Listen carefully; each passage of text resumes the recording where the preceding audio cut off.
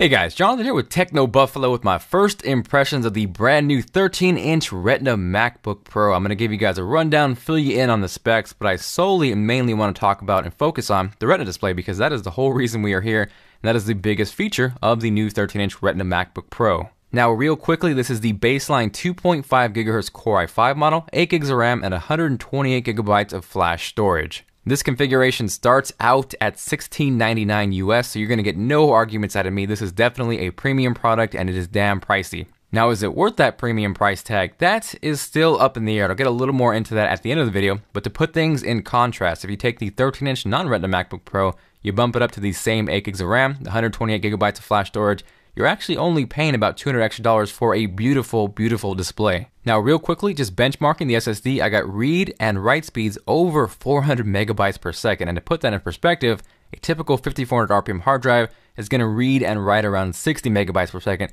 So there is a huge difference, and that translates to much faster app loading times, insanely quick boot ups and shutdowns, and overall just a much better user experience. The new 13-inch Retina MacBook Pro is also thinner. It's nearly a pound lighter than its non-Retina sibling. And real quickly, just giving you guys a tour of the ins and the outs. We have the MagSafe 2 connector. We have dual Thunderbolt ports, one of the two USB 3.0 ports, the headphone jack, and dual microphones rounded up the left-hand side. On the flip side, you can see gone is the optical drive, which translates to the thinner form factor and the lighter build. We then have the SD card slot, HDMI out, and the second USB 3.0 port. Now, getting into the heart of the matter, the Retina display, it is rocking a 2560 by 1600 resolution, which is 4 times the pixels as the current 13-inch non-Retina MacBook Pro. Now, a lot of people will react and say, why the heck would I want a resolution that big on a screen that small? I'm not going to be able to see anything. Text is going to be small, icons are going to be small, but it actually works a little different than you might think. So by default, that 2560 by 1600 looks like 1280 by 800.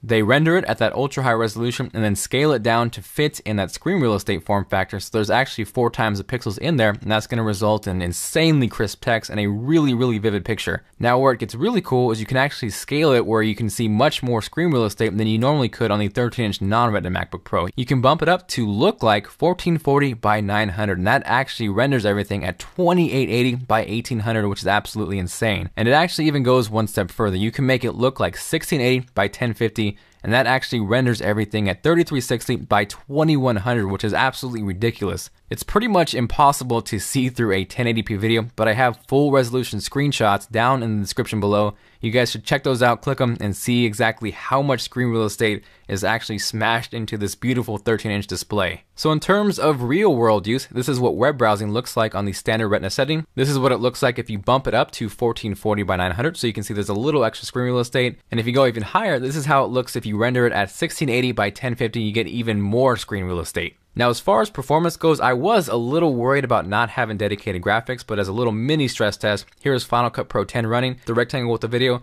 That is full resolution 1080p, and you still have extra screen real estate around it. It's actually crazy. So I'm going to keep that video playing in the background, just kind of move it around, do a little scrolling on the web browsing, and you can see it doesn't really lag at all. So the 8 gigs of RAM kind of helps with multitasking. I really, really would like to see dedicated graphics, but for what it is, it actually runs pretty smooth.